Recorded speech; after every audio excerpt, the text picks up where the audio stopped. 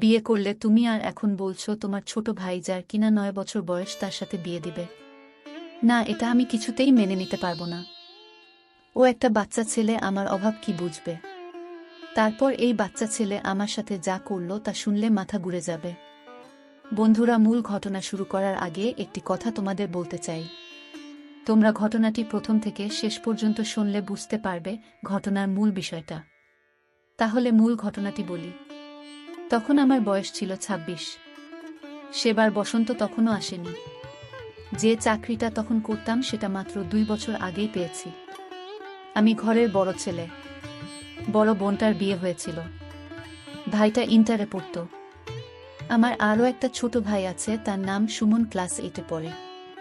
চাকরির প্রথম বেতনের টাকাটা দিয়ে পরিবারের সবাইকে কিছু না কিছু কিনে দিয়েছিলাম। মায়ের জন্য শাড়ি, বাবার জন্য পাঞ্জাবি, ছোট ভাইটার জন্য শার্ট আর প্যান্ট। ঘরের জন্য একটা ফোনও কিনেছিলাম। আর আপার জন্য একটা ভালো দেখে শাড়ি পাঠিয়েছিলাম। তবে আমার জন্য আমি কিছু কিনিনি। আমার একটা অসুখ ছিল। কেউ জানত না। আমিও জেনেছি কিছুদিন আগে। ছোটকাল থেকে আমার মাথা মাঝে মাঝে প্রচণ্ড রকমের ব্যথা করত। মাইগ্রেনের ওষুধ খেয়ে ব্যথাটাকে কোনো রকমে দমিয়ে রাখতাম। একদিন সবার সাথে ক্লাস করছিলাম। সেদিনও সকাল থেকে মাথাটা ব্যথা করছিল। চোখে আগে থেকে দেখতাম কম। মাথাটা ভু ভু করছিল। ব্যথা সহ্যের লিমিট ক্রস করে। আমি ক্লাসেই অজ্ঞান হয়ে পড়ি। বন্ধুরা আমাকে ডাক্তারের কাছে নিল। হুঁশ ফিরল। ডাক্তার আমাকে কয়েকটা পরীক্ষা করাতে বললেন। করালাম। সেখানে ধরা পড়ল আমার মাথায় টিউমার জন্মেছে। অসুখের খবর আমি কাউকে জানাইনি। বুঝলাম আমি আর বেশি দিন বাঁচব না। সর্বোচ্চ হলে কয়েক বছর হয়তো। চিকিৎসা সম্ভব না। তারপর থেকে পড়ালেখা ছেড়ে দিই।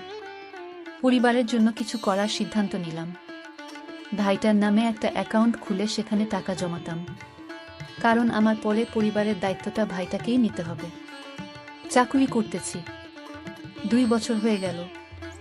মাথা ব্যথার অনেকগুলো ওষুধ পকেটে পকেটে নিয়ে ঘুরি। চোখের গ্লাসটাও অনেক পাওয়ারের এখন। সে সময়ের প্রতিটা রাত্র যেত আমার কেঁদে কেঁদে। কাউকে কিছু বলতাম না। বলেই বা লাভ কি? ডায়েরিতেও কিছু লিখতাম না। রাত্রে উঠে নামাজ পড়ে পড়ে কাঁদতাম। মৃত্যুর প্রহর গুনতাম। এরই মাঝে মা একদিন বললেন, হাসেম, অনেক তো হয়েছে, এবার একটা বিয়ে করে ফেল না বাপ। নাতি নাতনির মুখ দেখাবি না আমাদের? মায়ের কথাটা আজও আমার কানে বাজে। আমি মাকে না বললাম। বললাম, আরো পরে করব মা। কিন্তু মা নাছোড়বান্দা। বললেন, আমি তোর কোনো কথাই শুনব না। আমি মেয়ে দেখছি। মায়ের কথার উপরে কখনো কোনোদিন কথা বলিনি।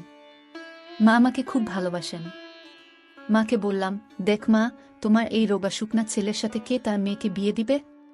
তার চেয়ে বরং আগে কিছুটা স্বাস্থ্য হোক, তারপর না হয় বিয়েটা করব। কিন্তু মা অনড়। আমাকে বলে কি জানেন? বলে, আরে বাপ, স্বাস্থ্য দেখবি বিয়ের পরেই হয়ে যাবে। আমি তোর আর কোনো কথা শুনব না।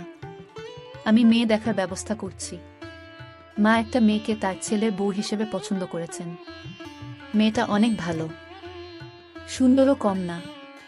আমি মেয়েটাকে 2 বার মাত্র দেখেছিলাম। চেয়ে তাকিয়ে থাকার মতো রূপ ছিল তার। গালের পাশে তার একটা ছোট্ট তিল ছিল। আমি তার থেকে দূরে দূরে থাকার চেষ্টা করতাম। ওই সময়টায় আমি খুব হতাশ হয়ে পড়ি। আমার কারণে একটা মেয়ের জীবন নষ্ট হয়ে যাবে, এটা আমি কখনো চাইতাম না। আল্লাহর কাছে শুধু প্রার্থনা করতাম যেন আমি বিয়ের আগেই মারা যাই। আমি জানি এ ধরনের দোয়া করা নিষেধ, কিন্তু স্রষ্টার কাছে আমার আর কী বা চাওয়ার আছে। বাবা মা বিয়ের দিন তারিখ সব ঠিকঠাক করে ফেললেন। সেকেন্ডগুলোকে তখন আমার নিকট বছরের মতো মনে হতো। প্রতিদিন ভাবতাম, ঘুম থেকে যদি আর জেগে উঠতে না পারি তাহলে কতই না ভালো হয়। কিন্তু আশাটা কখনো ফলেনি। বিয়ের সময়টা ক্রমশ ঘনিয়ে আসতে লাগল। আমার উদ্বিগ্নতাও বাড়ছে। বিয়ের 3 দিন আগে মা বললেন শহর থেকে নতুন বউর জন্য যা যা লাগে তা কিনে আনতে। যাবার কোনো ইচ্ছাই আমার ছিল না, কিন্তু যেতেই হলো। উপায় ছিল না আর। কিছু দূর রিক্সা করে পরে একটা লোকাল বাসে উঠলাম শহরে যাবার উদ্দেশ্যে। মনের মধ্যে কিছু সাংসারিক দৃশ্য ভেসে উঠছিল। অবচেতন মনকে তো আর বাধা দেওয়া যায় না। তবুও মনটাকে সেখান হতে ঘোরাতে চেষ্টা করলাম। বাসে আমার মাথা ব্যথা শুরু হয়। ক্রমশ বাড়ছিল ব্যথাটা। এ সময়টায় খুব খারাপ লাগে। চিৎকার করে কাঁদতে মনে চায়। অনেক কোলাহলে আমার চেতন ফিরে আসলো। ঘুমেছিলাম নাকি অজ্ঞান ছিলাম মাথায় কাজ করল না। নিজেকে হাসপাতালের বেডে আবিষ্কার করলাম। প্রথমে কিছুই বুঝিনি। পরে বুঝতে পারলাম যে বাসে করে যাচ্ছিলাম। বাসে একটা দুর্ঘটনা ঘটে কয়েকজন মারাও গেছে, অনেকে মারাত্মক আহত হয়েছে। আমি মাথায় আর কাঁধে প্রচণ্ড আঘাত পেয়েছিলাম। ব্যান্ডেজ লাগানো ছিল এসবে। এত মানুষের সাথে আমিও মারা গেলে অন্তত কিছুটা শান্তি পেতাম। কিন্তু বিধি বাম। আমার মরণের দরকার ছিল, ওদেরও না। অথচ আমি মরিনি। খোদার উপর রাগ হচ্ছিল তখন খুব। হঠাৎ মাথায় একটা বুদ্ধি আসলো। ভাবলাম আমি হারিয়ে যাব। আর সবাই ভেবে নিবে আমিও মারা গেছি। পকেটে যে কয়টা টাকা ছিল তা নিয়ে বেরিয়ে পড়ি অজানার উদ্দেশ্যে। লক্ষ্য আর বাড়িতে ফিরব না। মৃত হয়ে যাব। আজ 11 বছর। আমি নিজের নাম চেঞ্জ করেছি, নিজেকেও চেঞ্জ করে ফেলেছি। কেউ এখন আমাকে চিনে না, এমনকি মাও না। গ্রামে গিয়েছিলাম কিছুদিন আগে। সত্যিই কেউ চিনেনি। বাবা মারা গেছেন। মা এখনো জীবিত আছেন। একেবারে বৃদ্ধা হয়ে গেছেন। ভাইটা একটা সরকারি চাকরি করে। বিয়ে করেছে। 5 বছরের একটা ফুটফুটে মেয়ে আছে তার। কোলে নিয়েছিলাম। আমার মুখের দিকে তাকিয়েছিল। কিছু বলতে চেয়েও বলেনি। বেশিক্ষণ কোলে রাখিনি, চলে এসেছি। হেনারও খোঁজ নিয়েছিলাম। আপনাদেরকে বলিনি, যার সাথে আমার বিয়ে হবার কথা ছিল ওই মেয়েটার নাম ছিল হেনা। তারপর আমি মায়ের হাত থেকে বাঁচতে পারিনি। মা আমাকে বিয়ে দিয়ে দিল হেনার সাথে, কিন্তু আমি তো জানি আমি বেশি দিন বাঁচব না। কিন্তু হেনাও এই বিষয়টা জানত না। আমি হেনাকে একদিন বললাম, শোনো হেনা, আমি তোমাকে আজ একটা কথা বলবো। তুমি কাউকে বলবে না তো? আমাকে কথা দাও। হেনা বলল, কি কথা যে কাউকে বলতে পারবো না? কি এমন কথা বলো? আমি হেনাকে আবারও অনুরোধ করে বললাম, হেনা, আমি তোমাকে যে কথাটা বলবো সেটা কাউকে বলবে না, আমার সাথে ওয়াদা করো। আরে ঠিক আছে, বলবো না। বলো কি কথা? শোনো তাহলে, আমি তোমাকে বিয়ে করতে চাইছিলাম না।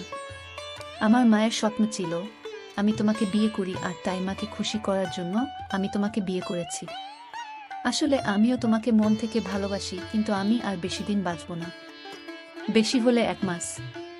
এই কথা শোনার পর আমার মাথায় যেন আকাশ ভেঙে পড়ল। কেন, তোমার কি হয়েছে? তুমি বাঁচবা না? শোনো, ডাক্তার বলেছে আমার ক্যান্সার হয়েছে, তাই আর বেশি দিন বাঁচব না। আমার হেনা এই কথাটা কোনোভাবেই মেনে নিতে পারছিল না। হেনা বলল, তুমি মরে গেলে আমি কি নিয়ে বাঁচব? হেনা কাঁদতে কাঁদতে বলল, হে আল্লাহ, তুমি আমায় কোনো পরিস্থিতির শিকারে ফেললা।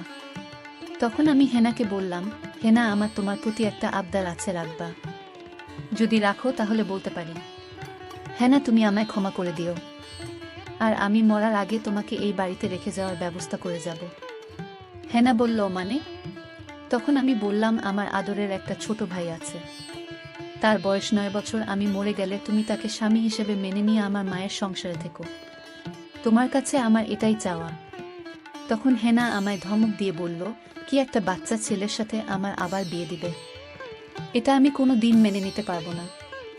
সে আমার অভাব কি বুঝবে? সে তো আমার সন্তানের মতো। তখন আমি বললাম, শোন হেনা, আমার ছোট ভাইটা খুব ভালো, ওকে বিয়ে করলে তুমি অনেক ভালো থাকবে। তোমার সুখ দুঃখ ভাগ করে নিবে। হেনা, আমি তোমার কাছে ভিক্ষা চাই, তুমি আমার এই কথাটা রাখো, এতে আমার মরেও আত্মা শান্তি পাবে। তখন হেনা রাজি হলো। তারপর আমি একদিন হেনা আর আমার ছোট ভাইটাকে রাজি করিয়ে আমি তাদেরকে কাজী অফিসে গিয়ে বিয়ে দিয়ে দেয়। বিয়ে দেওয়ার 6 দিন পর আমার মৃত্যু হয়। তারপর বাড়িতে কান্নার আওয়াজ একই হলো। তখন আমার ছোট ভাই আমার মাকে বলল, মা, তুমি জানো ভাইয়া মরার আগে ভাবিকে আমার হাতে তুলে দিয়ে গেছে। বলেছে আমি যেন ভাবির সব খোঁজ রাখি, কোনদিন তাকে যেন কষ্ট না দেই। তারপর কিছুদিন এভাবে কেটে গেল। আমি ভাবিকে বললাম, ভাবি আর মন খারাপ করে থেকো না, এখন ঘরে চলো।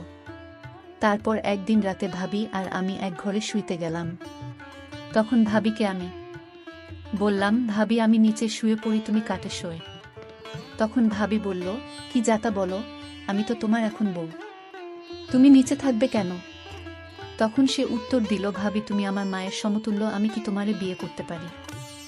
সেদিন কাজী অফিসে ভাইয়াকে সান্ত্বনা দেওয়ার জন্য আমি অফিসে গিয়েছিলাম। কিন্তু আমি ছোট হলে কি হবে, আমার মাথায় তখন একটা বুদ্ধি আসে।